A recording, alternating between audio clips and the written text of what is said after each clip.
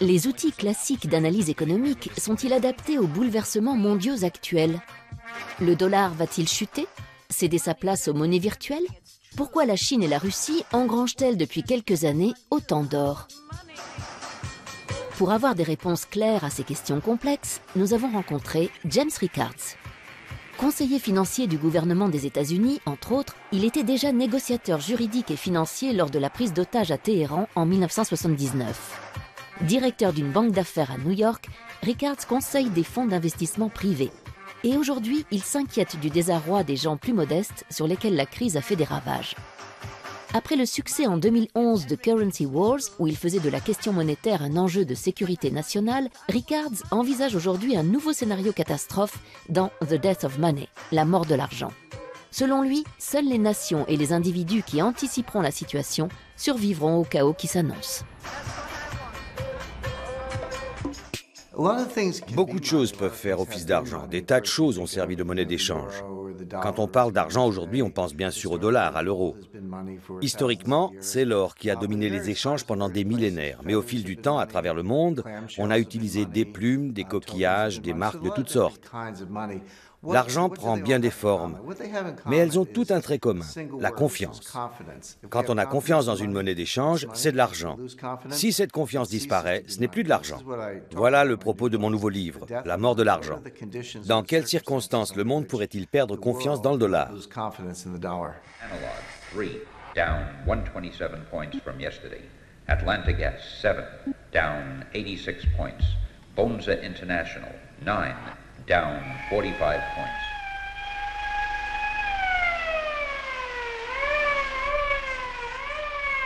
Jesus, look at that. Well, what is it? What's happening? What is it? A suicide epidemic? A war? No, the crash. The market is collapsing. En 2009, j'ai conçu et planifié le premier jeu de guerre financier. Ce projet a été financé par le ministère de la Défense américain, par le Pentagone, et réalisé dans un laboratoire militaire ultra secret près de Washington. J'ai engagé quelques spécialistes et nous avons échafaudé des plans en se disant « on va leur en donner pour leur argent ». C'était un jeu de guerre financier. On ne pouvait pas utiliser des armes conventionnelles, pas de bombes, pas de navires, ni de sous-marins. Nos seules armes étaient des actions, des obligations, des produits dérivés, des monnaies et des matières premières. Notre plan était le suivant. La Russie et la Chine mutualisaient leurs réserves d'or, émettaient une nouvelle monnaie indexée sur l'or par l'intermédiaire d'une banque à Londres et d'une chambre forte en Suisse. Ensuite, ces deux pays annonçaient qu'à l'avenir, les exportations énergétiques russes et les produits manufacturiers chinois devraient impérativement être réglés dans cette nouvelle devise. On tourne le dos au dollar, on va détruire le système fondé sur le dollar. Voilà le scénario que nous avons développé, et on s'est moqué de nous. Des professeurs de Harvard ont déclaré « C'est ridicule, l'or ne joue plus aucun rôle dans le système monétaire, c'est une référence du passé. » Eh bien, vous savez quoi? Depuis 2009, la Russie a augmenté ses réserves d'or de 70%, la Chine de plusieurs centaines de pourcents. On voit les Russes s'en prendre aux États-Unis en menant une guerre financière. Ce que nous avions imaginé est en train de se réaliser.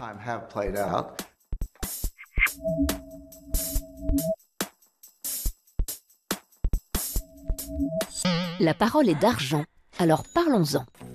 Pecunia, le mot latin qui désigne l'argent, vient de pecus qui signifie bétail. Pour les Romains, une vache était en effet l'investissement idéal, car échangeable contre du pain, du blé, des vêtements, etc. Mais le principe du troc montre rapidement ses limites. En 500 avant Jésus-Christ, l'empereur Crésus fait frapper la première pièce d'or, d'où l'expression « être riche comme Crésus ». La monnaie papier est créée 1500 ans plus tard, en Chine, sous forme d'une attestation de dépôt. C'est le premier pas vers la virtualisation de l'argent. Le paiement sans espèces apparaît au XIIIe siècle à Florence. Les riches commerçants signent des ordres de virement d'un compte à l'autre. Les premières cartes de crédit sont utilisées aux États-Unis dès la fin du XIXe siècle. Et l'année 2009 voit l'apparition du Bitcoin, la première monnaie 100% virtuelle. Elle n'est émise par aucune banque nationale et les transactions sont gérées selon un système aléatoire par un réseau d'ordinateurs. L'avenir dira si le Bitcoin est une monnaie sûre. Bien sûr, les États-Unis sont la première économie mondiale. C'est de loin le plus important marché obligataire dans le monde. La plus grande partie des réserves de change est libellée en dollars. Une crise du dollar, une crise de la dette souveraine américaine plongerait le monde entier dans la crise. Le système monétaire international s'est effondré 3 fois au cours des 100 dernières années, en 1914, en 1939 et en 1971. Ce genre de phénomène se produit tous les 30 ou 40 ans. Quand cela arrive, ce n'est pas la fin du monde. On ne retourne pas vivre dans des cavernes. Concrètement, les grandes puissances financières et commerciales se réunissent et rédigent de nouvelles règles du jeu. L'expression n'est pas de moi. Elle apparaît il y a plus d'un siècle pour décrire le fonctionnement du système monétaire international. Quand le système monétaire international s'effondre, ce qui devrait à mon sens se produire prochainement, il faut définir de nouvelles règles du jeu. Mais quelles sont ces règles et comment les gens peuvent-ils s'y préparer? L'illusion monétaire est un concept économique, je ne l'ai pas inventé. Concrètement, quand un gouvernement commence à faire tourner la planche à billets, l'inflation n'apparaît pas partout de la même façon. C'est un peu comme jeter un caillou dans une mare, les ondes de choc se propagent graduellement. Les individus qui sont proches de la création de la monnaie, les banquiers et les gérants astucieux de fonds de placement, en sont informés les premiers et ils achètent des actifs. Puis les ondes se propagent et l'inflation se généralise. On constate une inflation de certains actifs, un accroissement des prix à la consommation. Quand l'investisseur lambda entre en scène, il est trop tard. La valeur de la monnaie a été détruite et les gens bien informés ont accaparé toute la richesse. L'illusion monétaire caractérise la première phase, quand la situation paraît prometteuse alors que l'on fait juste tourner la planche à billets. Plus tard, l'illusion se dissipe.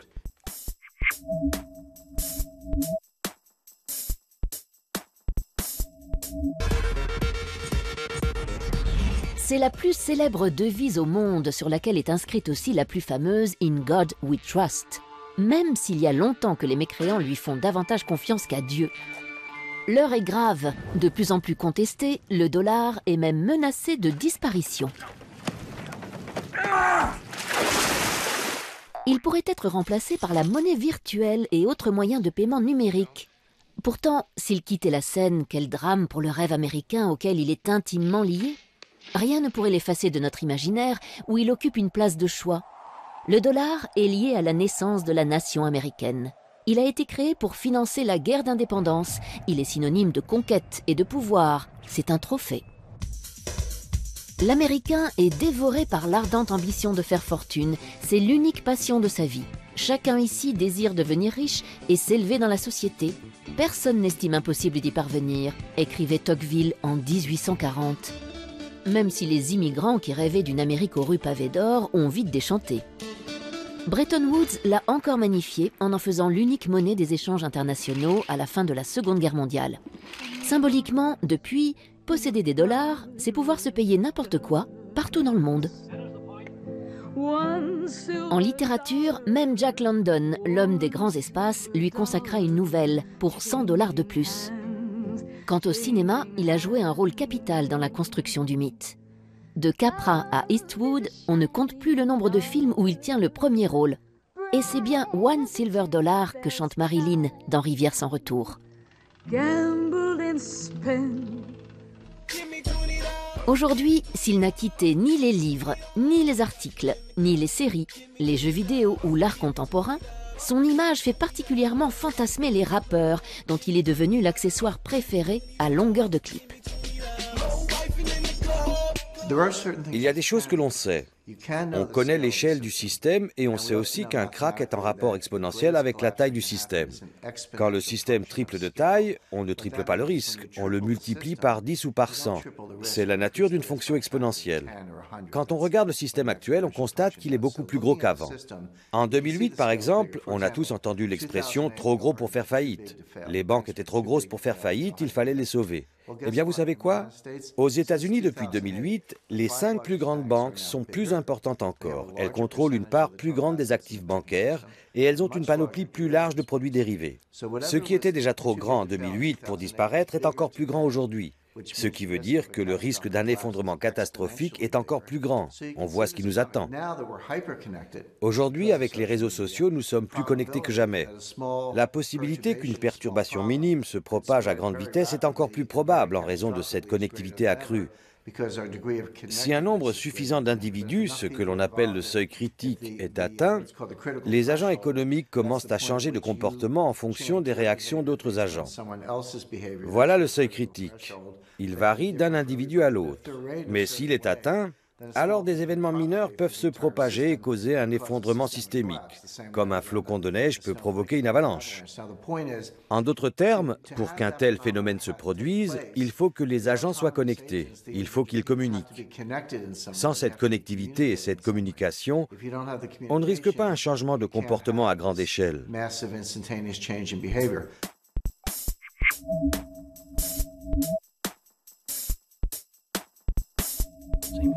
Qu'est-ce qu'un trader? Un opérateur de marché qui vend et achète des actions boursières de façon désormais totalement numérique. Depuis quelques années, il est devenu un personnage sulfureux et romanesque, comme un bandit ou un justicier. Caractéristique, il va vite, très vite, parfois aidé de quelques produits illicites. Il est riche, merci les primes, sa copine est belle, mais pas son langage.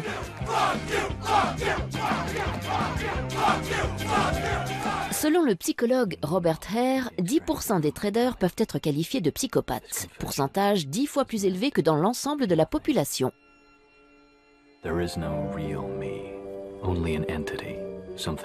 Peu à peu remplacé par des machines, le trader devient-il lui-même un algorithme susceptible de dérégler le système? Nous courons le risque qu'un jour, les choses nous échappent totalement et qu'une défaillance entraîne le reste du monde dans l'abîme, les marchés européens et asiatiques compris, puisque tout est interdépendant et se passe à une vitesse fulgurante. C'est ce qui inquiète les gens. Quand on parle de terrorisme financier, on ne pense pas seulement au piratage des comptes bancaires, mais aussi à ce qui se passe dans les salles des marchés du monde entier. Parfois, la cote du trader s'effondre ou augmente par ailleurs, comme celle de Jérôme Kerviel, accusé par la Société Générale pour laquelle il travaillait de lui avoir fait perdre 5 milliards d'euros en janvier 2008. Accusé d'abus de confiance, faux et usage de faux, il a depuis été désigné par des centaines d'internautes comme le David de la finance contre le Goliath bancaire. Son jugement en cassation vient de supprimer sa dette de 4,9 milliards d'euros. Il a aussi rencontré le pape et entamé une marche Rome-Paris pour sa rédemption et pour changer son système de valeurs. Malheureusement, le pouvoir financier est global. Cela ne devrait pas être le cas. La finance et la banque devraient faciliter le commerce, pas le dominer. Les banquiers sont des parasites du système. Ils confisquent de la richesse dans le système. Ils ne créent pas de richesse. Qui crée de la richesse? Les inventeurs, comme Bill Gates ou Steve Jobs, ou des inventeurs en Europe, des créateurs d'entreprises, des gens créatifs. Voilà les vrais créateurs de richesse. Les banquiers ne créent pas de richesse. Ils s'approprient de la richesse grâce à un système perverti. Il faut renverser ce modèle de la finance. Il ne faut pas l'éliminer mais l'encadrer pour qu'il serve les échanges. Je comprends le fonctionnement du système et depuis que je m'occupe de finance, je suis scandalisé par sa dégradation. Le service a fait place à la cupidité. La création de valeur ajoutée a été remplacée par l'extorsion de richesse. Il est grand temps de le dénoncer.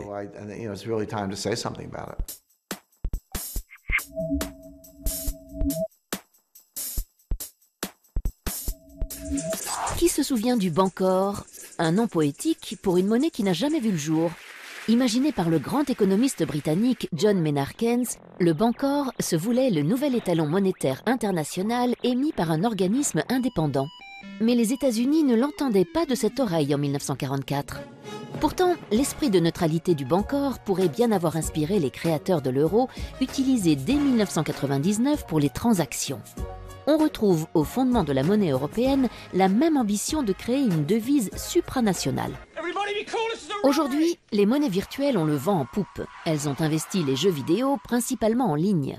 Sur Second Life, Entropia Universe ou World of Warcraft, accomplir une mission ou dérober un butin peut rapporter des Linden Dollars, des Project Entropia Dollars, des Adena ou autres PO. Certaines plateformes proposent même de convertir les gains amassés en vraies devises ou, plus pragmatiquement, de les utiliser pour régler son abonnement. A l'inverse, pas de problème pour renflouer son porte-monnaie virtuel. Il suffit de se munir d'une carte bancaire, bien réelle cette fois. On n'oublie pas le Bitcoin, la monnaie virtuelle de la vraie vie. Créé en 2009, le Bitcoin est une devise électronique cryptée qui permet notamment d'effectuer des transactions en ligne sans passer par une banque. Le revers du Bitcoin, son cours très volatile qui fait des montagnes russes. Et sa sécurité.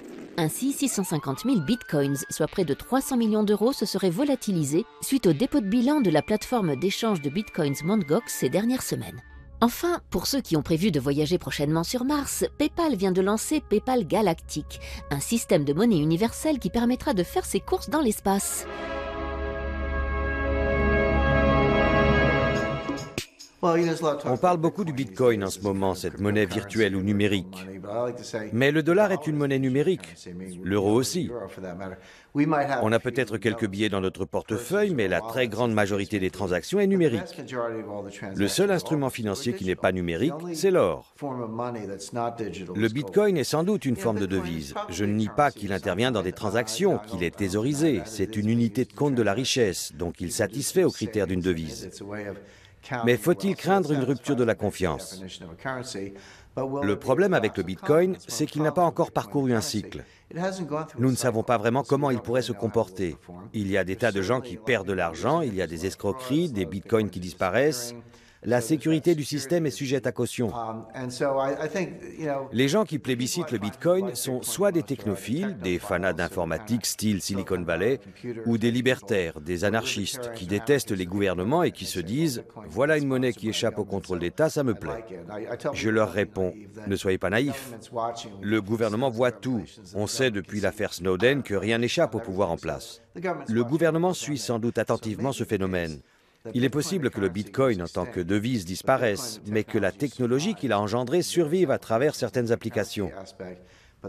Il y a une dimension financière et une dimension technologique dans les paiements par mobile. Il y a des milliards de gens dans le monde qui possèdent un téléphone mobile. Ils n'ont pas de ligne filaire, ils n'ont pas de compte en banque, mais ils ont un téléphone mobile. Quand on peut utiliser son téléphone pour effectuer des règlements en ligne, par le biais d'une carte de crédit, même si vous n'avez qu'un compte en banque à peu de frais, même si vous n'avez pas de compte titre, vous avez votre mobile, un peu d'argent sur votre compte, vous pouvez faire des paiements. Je peux vous transférer de l'argent, vous pouvez m'en envoyer. L'industrie des règlements par téléphone mobile se développe très rapidement. Elle est en train de bouleverser la finance. Toute cette connectivité est formidable, mais il faut comprendre que plus nous sommes connectés, plus le système prend de l'importance et plus on accroît le risque d'un effondrement catastrophique. C'est le revers de l'économie en réseau.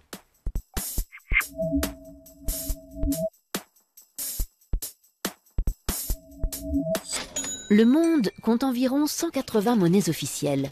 Et il y a les inofficielles, comme le Chiemgauer, dans le sud de l'Allemagne, ou la pêche, utilisée par les commerçants de Montreuil. À la bourse, le dollar, l'euro et le yen japonais sont les devises les plus en vue. La bourse la plus importante du monde est celle de Wall Street. En 2013, 7 000 milliards de dollars y ont été échangés. En deuxième position, le Nasdaq, qui est un marché boursier totalement virtuel. L'argent travaille vite, son unité de temps est la nanoseconde. Les ordinateurs traitent aujourd'hui les transactions en un milliardième de seconde. 1000 transactions en un battement de cils. En 2010, on comptait encore en millième de seconde. Ces transactions à très grande vitesse représentent 50% des échanges dans le monde, 70% aux États-Unis et 40% en Europe. Pourquoi est-ce que le dollar est la première monnaie de réserve dans le monde? Ce n'est pas lié à la devise elle-même, mais au support d'investissement libellé en dollars. Supposons que vous soyez un partenaire commercial des États-Unis et que vous encaissiez des dollars ou toute autre devise. Ce surplus, il faut l'investir. Le marché des obligations américaines, les bons du Trésor, est le seul marché au monde assez important pour pouvoir absorber l'épargne mondiale. Les Chinois détiennent 4 000 milliards de dollars de réserves de change. Mais il faut aussi compter le Japon, Taïwan, toutes les grandes puissances commerciales. Collectivement, cela représente des milliers de milliards de dollars. Tout cet argent est placé en bons du Trésor américain, non pas parce que les gens adorent ces obligations, mais parce que c'est le seul marché assez grand pour absorber ces liquidités. Si on examine le marché de la dette souveraine en Europe, il est comparable au marché américain. Mais il est morcelé. Il n'existe pas d'eurobond. Il y a des obligations d'État allemandes, françaises, italiennes, hollandaises. Si on avait un marché unique, s'il existait des eurobonds, garantis par le crédit de la zone euro, ce marché serait plus important que celui des bons du Trésor américain.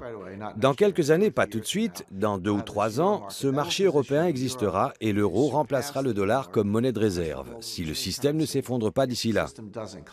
Dans un monde qui ne subit pas d'effondrement, vous verrez une appréciation de l'euro. Dans un monde qui s'effondre, aucune monnaie ne sera épargnée, pas même l'euro. You're pathetic, trying to be like us. We're not trying to be like you idiot. We're much stronger than you are anyway. Our currency's the best. No, we are. No one's want to trade with you anyway. You want to bet, huh? Yes, I want to bet. You want to take that? Yes, I want to bet. People don't get quiet and go back to sleep or there will be no pocket money. No bailout and no loans. Sorry, Daddy. En matière de sagesse économique, j'apprécie par-dessus tout Angela Merkel. C'est la seule dirigeante qui comprend l'économie parce qu'elle n'est pas économiste. C'est une scientifique. Comme je l'ai expliqué, il faut aborder l'économie avec des outils scientifiques, pas de la pseudoscience. Le keynésianisme, la théorie de l'équilibre général, la valeur à risque, tous les modèles et les techniques qui sont utilisés dans la finance et la gestion du risque sont de la pseudoscience. Ils ne correspondent pas à la réalité. La théorie des systèmes complexes, la théorie des réseaux, l'analyse de la distribution du pouvoir sont des modèles qui reflètent la réalité. Angela Merkel est une scientifique, elle comprend ces phénomènes. Et elle comprend aussi que l'Europe doit être restructurée. Elle assume un rôle dirigeant dans ce domaine.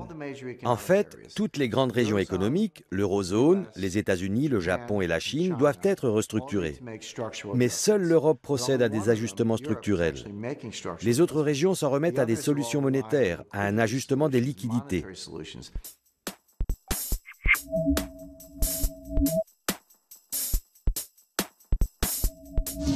Avec 1 400 milliards de dollars, la Chine est le premier détenteur étranger de la dette américaine. Or, il existe une blague connue parmi les banquiers. Si tu dois 1 million à quelqu'un, tu as un problème. Si tu lui dois 1 milliard, c'est lui qui a un problème.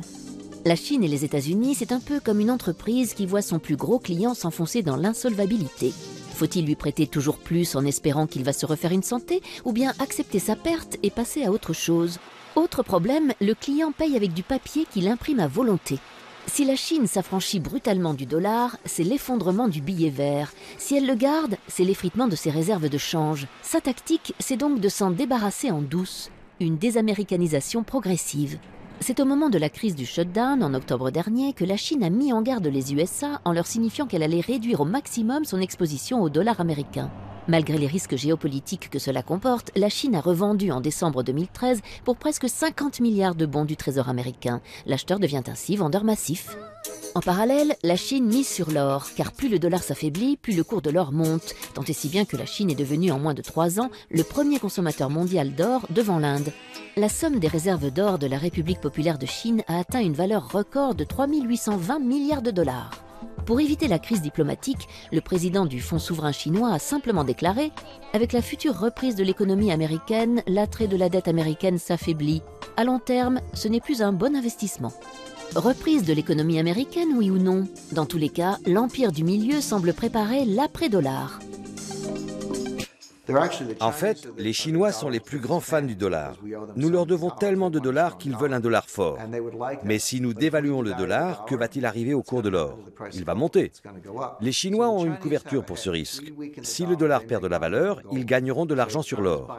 La Chine achète de l'or pour couvrir son exposition au dollar. J'engage les investisseurs à les imiter. Si c'est bon pour les Chinois, c'est bon pour tout le monde. Aux États-Unis, quand on parle des vieilles fortunes, on pense à des fortunes accumulées depuis un siècle ou un peu plus, comme celles des Rockefeller ou des Kennedy. Mais en Europe, les vieilles fortunes remontent à 4 ou 5 siècles. J'étais à Rome, il y a peu, devant le Palazzo Colonna. Les Colonna sont riches depuis le XIIIe siècle. La fortune de cette famille remonte à 800 ans. Ça, c'est une vieille fortune. Quand on discute avec ces milliardaires européens qui gèrent cette fortune dynastique et qu'on leur demande « Vous avez su protéger votre fortune non seulement de la dépression des années 30, mais de la guerre de 30 ans, des guerres de Louis XIV, des guerres napoléoniennes, de la guerre d'Espagne.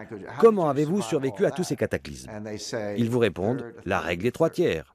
Un tiers en or, un tiers en œuvres d'art, un tiers en propriété foncière. » Prenons l'exemple de Warren Buffett. Warren Buffett a toujours dit du mal de l'or. Mais qu'a-t-il fait? Il y a quelques années, il a acheté les chemins de fer Burlington Northern Santa Fe. Il a acheté tout le réseau, il l'a privatisé. Il n'est plus coté en bourse. Qu'est-ce que c'est une compagnie de chemin de fer? Ce sont des actifs durables, des rails, des droits de passage, des concessions minières, du matériel roulant, des aiguillages, des signaux. Une compagnie de chemin de fer, c'est un gros paquet d'actifs durables. Comment est-ce qu'une compagnie de chemin de fer gagne de l'argent? en transportant des biens durables, du maïs, du blé, du charbon, de l'acier, du pétrole. Une compagnie de chemin de fer, ce sont des actifs durables qui transportent des biens durables. Quand Warren Buffett fait cela, les gens disent « Warren Buffett aime bien les actions des entreprises de transport ». Pas du tout. Il investit ses dollars dans des actifs durables. N'écoutez pas ce qu'ils disent, observez ce qu'ils font. Where is here? Sorry, I can only look for businesses. Si Apple était un État, préféreriez-vous vivre en Chine ou en Apple? Les promesses du néolibéralisme se matérialisent dans les objets stylisés du géant de l'informatique. Alors, Steve Jobs ou Deng Xiaoping? L'artiste allemand Christian von Borries pose la question dans son film iPhone China. Square le rencontre à Berlin. Rendez-vous dimanche prochain à 13h sur Arte.